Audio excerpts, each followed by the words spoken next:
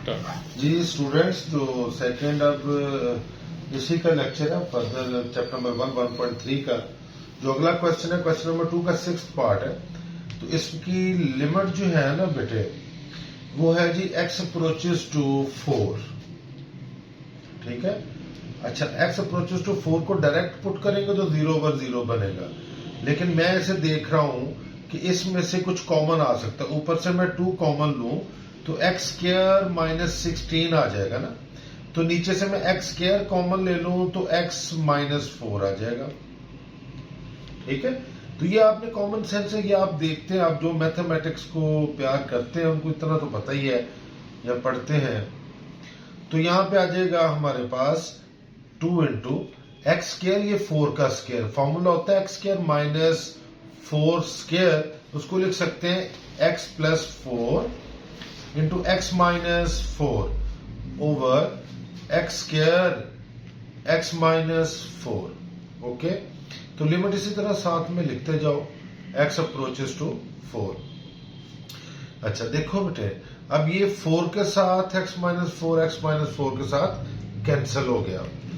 तो उसके बाद जी हमने देखा कि हमारे पास बचा लिमिट x अप्रोचेस टू 4 और आपके पास आ गया जी 2 into x plus 4 over x²। अच्छा अब देखिए इधर आप 4 पुट कर दें, जहां पे x आ रहा है वहां पे 4 आ जाएगा ओवर 4 स्क्वायर। तो आपका जो आंसर है ये 8 मल्टीप्लाई बाय 2 16 और ये आपके पास 16, तो आंसर इज इक्वल टू 1। तो ये क्वेश्चन नंबर 2 का 6th पार्ट था। तो अब और भी थोड़ी सी प्रैक्टिस कर लेते हैं क्वेश्चन नंबर 2 के हवाले से। क्वेश्चन नंबर 2 का जो अगला पार्ट है वो है जी 7th पार्ट। क्वेश्चन नंबर 2 जो है उसका 7th पार्ट जी देखें, वो कहता है लिमिट x अप्रोचेस टू, आपके पास है जी 2 और आपके पास x under root minus 2 under root over x minus 2। देखिए स्टूडेंट्स, ये है कि जब इस तरह का रेडिकल साइन वाले क्वेश्चन आ जाए ना, तो इनसे घबराते नहीं है। डायरेक्ट लिमिट पुट करेंगे तो 0/0 ही आएगा, लेकिन जब आप इस तरह का क्वेश्चन देखें जिसमें डायरेक्ट लिमिट पुट करने से 0/0 आए और रेडिकल साइन जदर आ जाए, उसका बेहतरीन मेथड होता है उसको रैशनलाइज कर ले। तो ये मैंने इसको रैशनलाइज कर लिया। अच्छा देखें जी, लिमिट x अप्रोचेस टू 2 है, a minus B A plus B, a का स्क्वायर माइनस b का स्क्वायर ओवर x माइनस 2 और x अंडर रूट है और प्लस 2 का अंडर रूट है। अच्छा जी, लिमिट x अप्रोचेस टू 2 है, तो यहां पे आ जाएगा x माइनस 2, जजर और स्क्वायर रूट जो है, स्क्वायर रूट और स्क्वायर आपस में कैंसिल, इसका भी और इसका भी। नीचे x माइनस 2 है और x under root plus 2 under root है, तो ये दोनों बेटे आपस में कैंसिल हो जाएंगे। तो ये 2 लिमिट जो है उसको आप पुट करें, 2 under root plus 2 under root, तो आपका आंसर जो है वो कैलकुलेट हो जाएगा। ये 1 और 1 प्लस होके 2 इंटू 2 अंडर रूट, तो ये आपका आंसर आ जाएगा क्वेश्चन नंबर 2 के 7th पार्ट का। ठीक है स्टूडेंट्स, अब 8th पार्ट देखें, ये भी इंपॉर्टेंट है। क्वेश्चन नंबर 2 उसका 8th पार्ट देखें जी, limit h approaches to 0 x plus h minus x under root, ये दोनों जजर में है ओवर आपके पास h। तो आप इसमें डायरेक्ट लिमिट पुट करेंगे ना, फिर 0/0 फॉर्म बनेगी। तो जब ये इस तरह की फॉर्म बने तो हमें फौरी तौर पे ये पता होना चाहिए कि हमने क्या करना है। जब भी इस तरह का मामला आ जाए, उसके लिए आप इसकी जो साइन है वो चेंज करके मल्टीप्लाई और डिवाइड करें, तो क्वेश्चन आपका आसानी की तरफ चला जाएगा। अच्छा देखें बेटे, limit h approaches to 0, a minus B A plus B, a का स्क्वायर माइनस b का square over H into x plus H under root plus x under root. तो ये बेटे आपके पास limit H approaches to 0 X plus H minus X, क्योंकि जगह के साथ ये कैंसिल हो जाएगा, और नीचे into x plus h x under root. तो ये आपस में कैंसिल हो जाएंगे।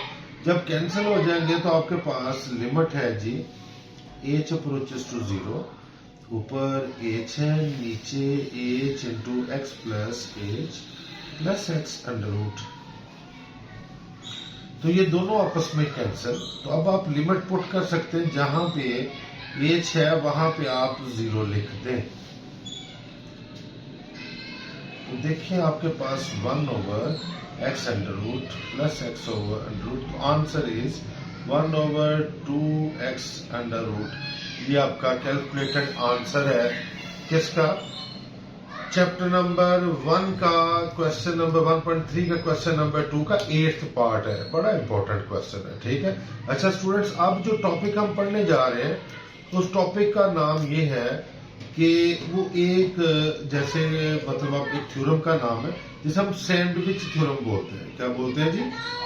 Sandwich theorem. उसका मतलब ये है कि लिमिट अगर 0 को अप्रोच करे, थीटा हो एक्स हो, और साइन के साथ जो एंगल हो वही उसका बटा हो, तो ये बराबर होता है 1 के। दोबारा सुने स्टूडेंट्स, एक थ्योरम है हमारे पास जिसको हम सैंडविच थ्योरम के नाम से जानते हैं। एंगल जो आपके पास लिमिट है ना, थीटे के साथ हो, एक्स के साथ हो, वाई के साथ, 0 होनी जरूरी है। लिमिट 0 हो, साइन के साथ जितना एंगल हो उतना ही उसके डिनोमिनेटर में हो, तो हम उसको 1 लिख सकते हैं। फॉर एग्जाम्पल मैं एक क्वेश्चन लिखता हूं, limit x approaches to 0 sine 7x over x। Students अब देखें, ये क्वेश्चन नंबर 1.3 का पहला पार्ट है। अब इसमें हम इसको 1 लिख सकते हैं अगर हमारे पास साइन, लिमिट क्योंकि 0 है, साइन के साथ जितना एंगल होगा उतना ही उसका डिनोमिनेटर होता, तो हम 1 लिख सकते थे, लेकिन नहीं है। खैर 7 के साथ मल्टीप्लाई कर दो और 7 के साथ डिवाइड कर दो, क्योंकि हमने थ्योरम को कंप्लीट करके ही उसको यूज कर सकते हैं, अदरवाइज हम यूज नहीं कर सकते। तो ये जितनी साइन के साथ एंगल है उतना ही उसका डिनोमिनेटर में है, तो ये आ जाएगा 7 इंटू, तो ये हमारा थ्योरम कंप्लीट हुआ। अब हम पूरे को 1 लिख सकते हैं, तो आंसर इज 7। तो ये क्वेश्चन नंबर 1 सैंडविच थ्योरम से हमने किया है बेटे, ठीक है। और क्वेश्चन नंबर 3 का पहला पार्ट। अब क्वेश्चन नंबर 3 के बहुत सारे पार्ट है, तो इसका क्वेश्चन नंबर 3 का जो पार्ट है जी, पार्ट 2, उसमें आप देखेंगे कि जी क्वेश्चन नंबर 3 का second part, limit x approaches to 0 sine x degree है ओवर x है। अब इसको आपने सॉल्व करना है, लेकिन डिग्री में तो हम डील ही नहीं कर रहे ना। पहले तो आप यूं कर लेना कि 1 डिग्री में पाई ओवर 180 रेडियंस होते हैं, तो x डिग्री चाहिए, x डिग्री, तो x डिग्री के लिए इधर भी x के साथ मल्टीप्लाई कर दो और इधर भी x के साथ मल्टीप्लाई कर दे। अच्छा देखें बेटा, अब x डिग्री जो है वो किसके इक्वल आ गया? x पाई ओवर 180 के। तो limit x approaches to 0 sine x degree की जगह लिखेंगे x पाई ओवर 180 ओवर क्या आ गया जी? x। अब हमें थ्योरम के लिए क्या चाहिए? जितना साइन के साथ एंगल है उतने डिनोमिनेटर में। अब इधर एंगल x पाई ओवर 180 है, तो हम क्या करेंगे फिर? एंगल बनाने के लिए पाई ओवर 180 के साथ मल्टीप्लाई भी करेंगे और उसके साथ डिवाइड भी करेंगे। तो पाई ओवर 180, जितना एंगल उतना बटा लिमिट 0 को अप्रोच करे, तो ये किसकी इक्वल है? 1 की इक्वल। पूरे का पूरा आपके पास आंसर जो है π/180 कैलकुलेट हो गया। तो ये स्टूडेंट्स चंद एक क्वेश्चन थे 1.3 के, क्वेश्चन नंबर 2 के क्वेश्चन थे, क्वेश्चन नंबर 3 की प्रैक्टिस करवाई थी। तो अब इंशाल्लाह नेक्स्ट वीडियो में इसको कंप्लीट करते हैं। ठीक है, थैंक यू।